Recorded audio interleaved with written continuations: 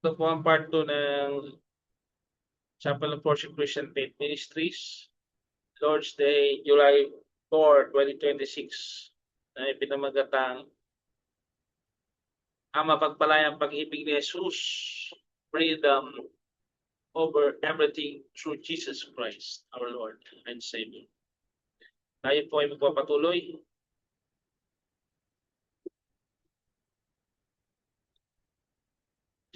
Sa pagpapatuloy po natin, na pag-aralan po natin na tayo po ay nasa pagkaalipin po. Tayo po ay nabihag ng kasalanan. Subalit, ang solusyon po diyan ay ang pagtanggap ni Kristo bilang Panginoon at tagapagligtas. Sinasabi po natin sa pagpapatuloy natin na tayo po ay mayroong bagong pagkatao o identity. Meron po tayong personalidad na bago po. Kung tayo maging tinatawag ng mga Kristiyano, tayo po ay hindi na kagaya nung una na makamundo pa o gumagawa pa ng mga bagay na makasalanan o alipin pa tayo ng kasalanan. Ngayon po ay tayo ay malaya na, babalik po pa tayo sa pagkaalipin. Sapagkat ang definisyon po talaga ng pagkaalipin ay pagka-guhumo o pagka-adik sa isang bagay na kailangan po natin makawala doon sa pagka-adik tayo sa kasalanan. Malaya dapat tayo na mag-isip at kumilos na tumupad dapat tayo sa kalooban ng Diyos. Hindi na pwede may tayo nasa kadiliman, tapos tayo nasa liwanag. Tayo po dapat ay nasa liwanag. Papatuloy po tayo sa paglakad sa katuwiran. Sa pamamagitan po ng pananampalataya natin sa totoong anak ng Kristo Jesus. Tayo ay malaya na, tayo ay may identidad na, meron na tayong halaga sa Ama. Dahil kilala na tayo sa pamamagitan ng anak, tayo kinikilala na ng Ama. Dati ang Ama galit na galit sa atin. Ngayon, tinanggap na po tayo dahil kay Kristo Jesus. Tayo ay malaya, may kalayaan dahil kay Jesus. Ang ating buhay, bagamat hindi naman nagbago na mahirap, mayaman, kahit anong pagkatawag sa atin, may trabaho o wala, o anumang itsura natin, tinawag tayo ng Panginoon sa anumang kalalagayan natin. Kung tayo naging alipin o trabahante, o tayo ay mahirap pa rin, tayo ay magpakahusay sa Panginoon. Ginagawa natin lahat ng bagay sa Panginoon. Kung ikaw naman ay anak at mayroong ka pang mga magulang, mahalin mo yung mga magulang at sundin sila. Ganun po pinagputos, hindi ibig sabihin ng pagiging malaya ay magiging rebelde ka na po. Hindi po ganoon. Gagamitin natin ang kalayaan natin sa paggawa po ng pagmamahal sa iba. Mahalin natin ang magulang, ang mga pamilya po natin. Hindi po ibig sabihin ng kalayaan pagiging rebelde. Maling definisyon po yun. Hindi ka na ngayon gagawa ng mali kahit wala nagbabantay. Gagawa ka na po ng tama sa isipan mo, sa puso mo, gagawa ka na. Dahil meron ka ng Espiritu ni Kristo, yung kahit na banal na Espiritu sa atin. Mas pinipili mo na ngayon gumawa ng tama. Ngayon, inuring na tayo na anak ng Diyos, asahan po natin na ang nakatingin sa atin ay ang Panginoon. Sinasabi po ng Galatia 4, versikulo 7, no more guilt, wala nang pag-ano sa atin yung accuse. Wala nang mag-ano sa atin dahil tayo nga po ay tinawag ng mga anak na ng Panginoon Diyos. Kung tayo sumusunod sa Panginoon at talagang ang kalooban ng Diyos ay nagpapatuloy po tayo. Ang Galatia 4, versikulo 7,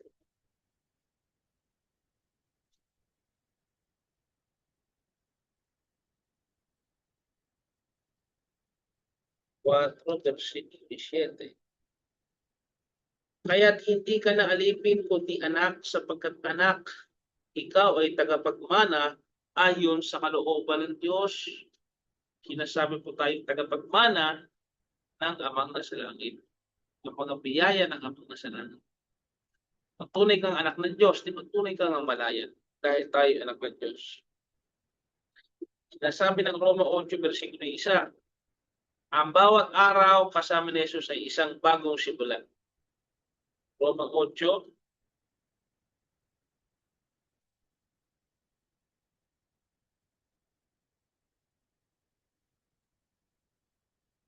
Safety siya. Kaya nga hindi nakakatulan na parusahan ang mga nakipag-isa kay Kristo Jesus. Yung kapahamakan sa impyerno, yung maghuhusga ng sanlibutan, hindi na tayo masuhusga ng sanlibutan. Kung kilala mo kung sino ka kay Kristo. Ang identity mo, kung sino ka, ikaw ay Kristiyano. Ikaw ay anak ng Diyos. Hindi po yung identity na anong simbahan ka, hindi po ganun na, yung Roman Catholic ka ba o Baptist, kung ano ka mang.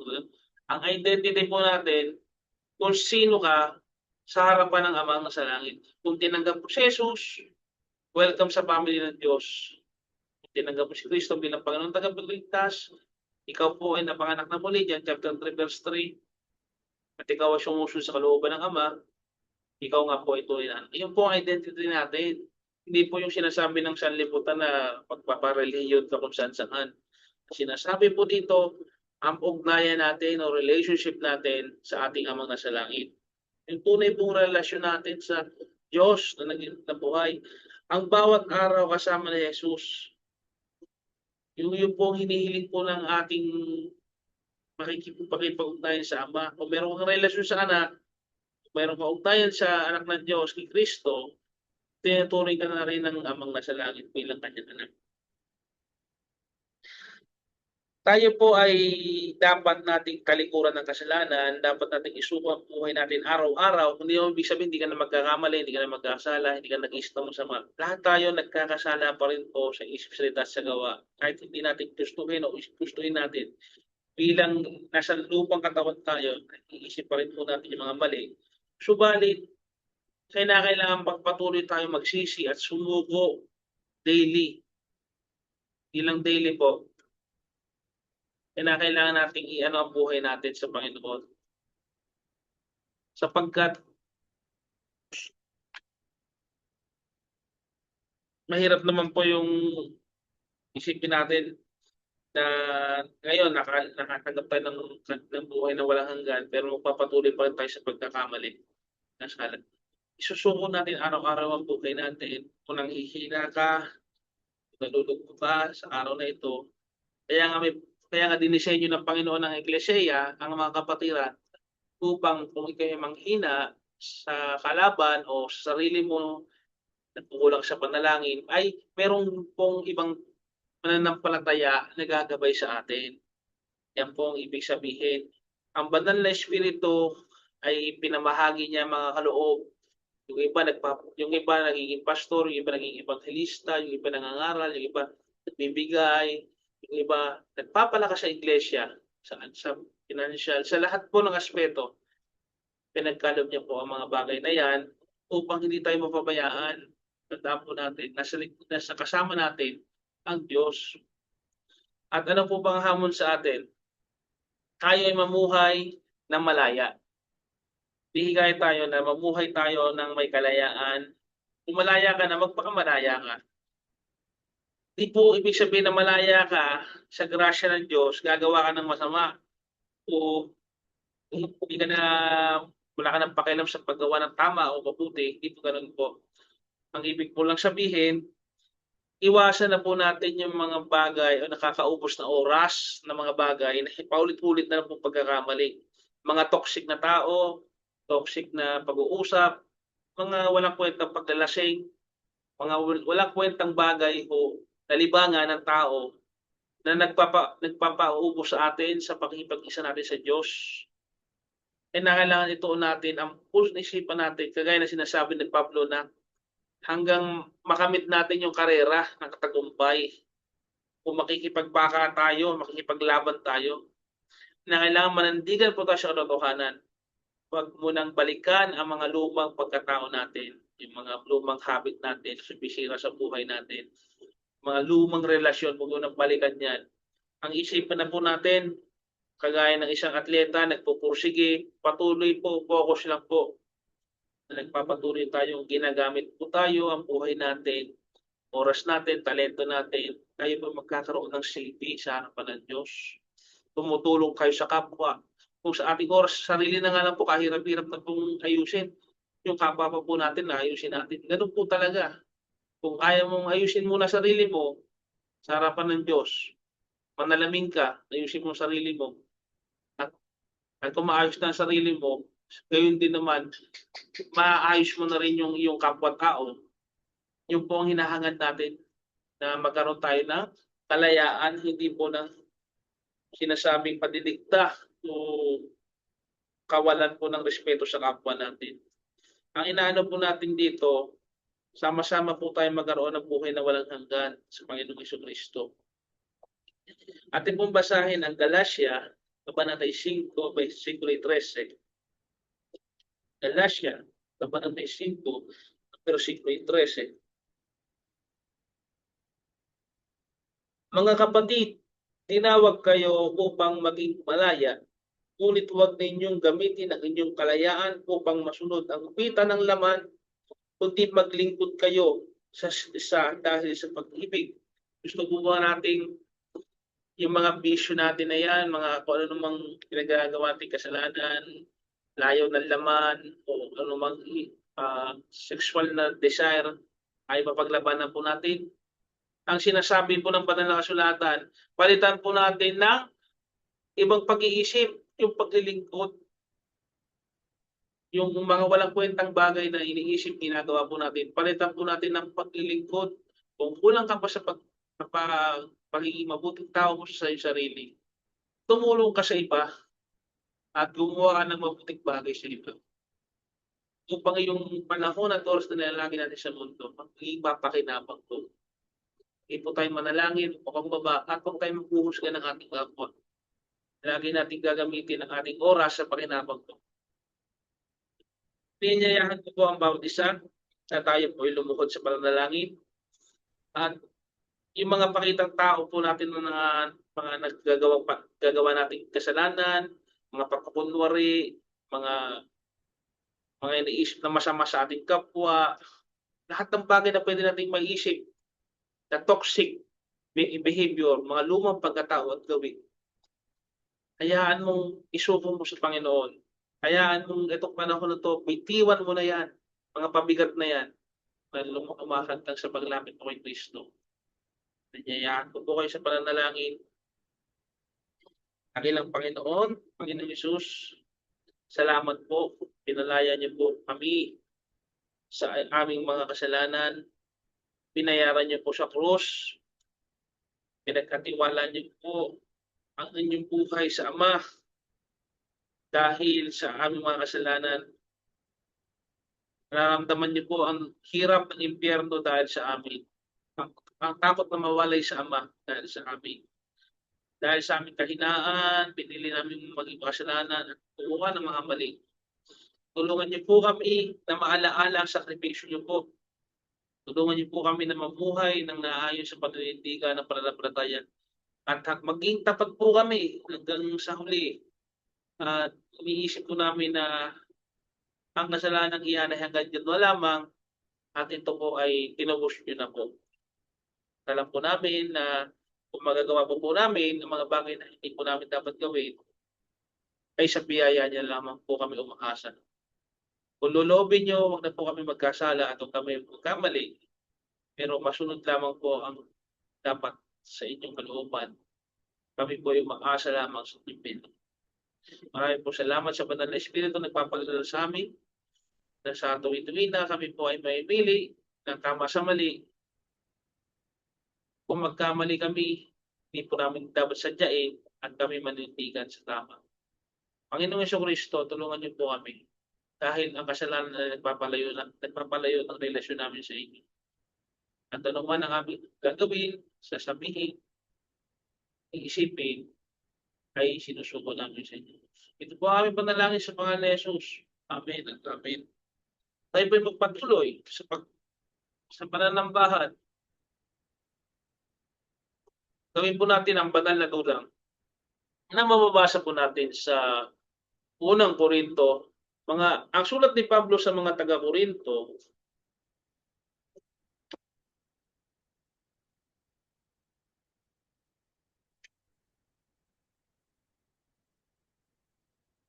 ang sulat ni Pablo sa mga taga-Korinto,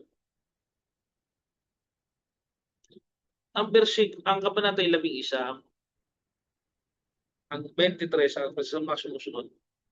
Ito ang turo na binigay sa akin ng Panginoon. Ang inuturo ko naman sa inyo, noong gabing ipagkanulo ang Panginoong Jesus, kumuha siya ng tinapay,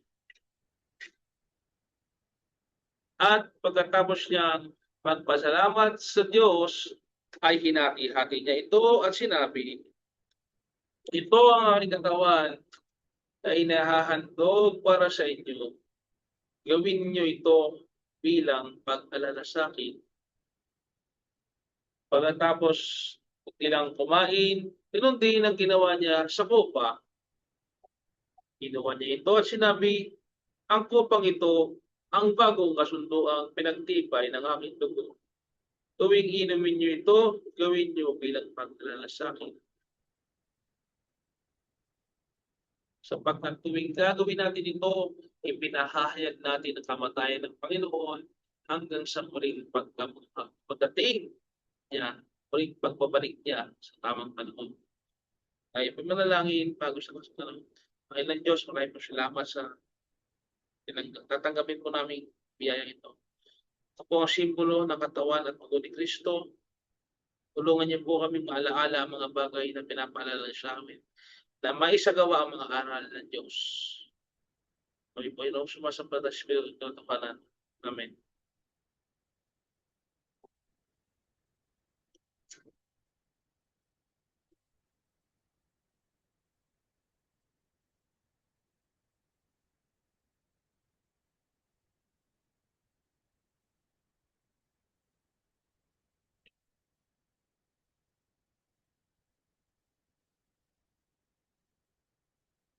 Maraming po salamat.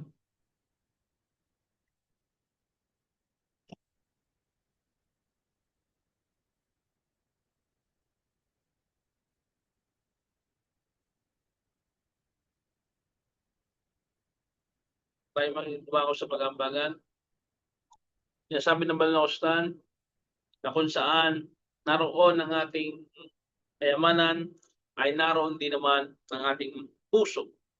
Gayun din naman sa sinasabi ng San Pablo sa mga taga-Korinto at sa ibang iglesia na magsimpan at magtabi na ang bawat isa sa inyo ng kanilang mga pag-aambagan. Pagdating ko riyan, sabi niya, ay nakahanda na magtulong sa mga kapatid.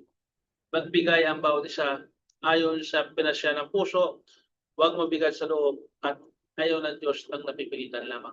Sapagkat ikinatutuwa ng Diyos kung ang bawat isa ay nagbibigay ng ayon sa kanyang kalooban, kanyang puso. Ang mga gawain ng Panginoon ay masusuplayan at makakatulong tayo sa ating kapwa-tao, unang-una sa iglesia, gayon din po sa mga taong paligid sa atin. Manalangin po natin ang pag-ambagan. Maraming po salamat Ama sa mga pagkakaloob. Sino man pong tutulong sa ministry, gabayan niyo po sila. Kayo na po pahala sa kanila at alam niyo po ang laman ng kanilang puso at isipan. Sa pangalan ng Jesus namin, pagpalain po tayo.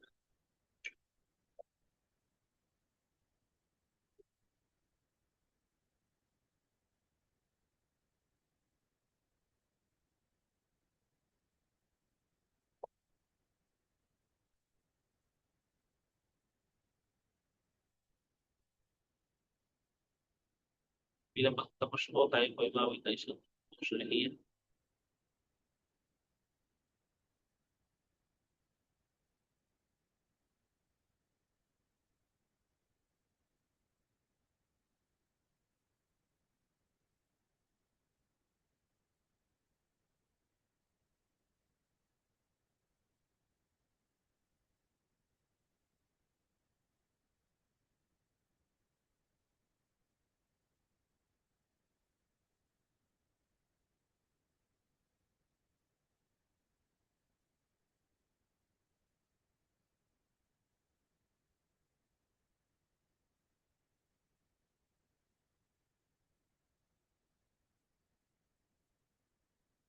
Tayo po ay mawit.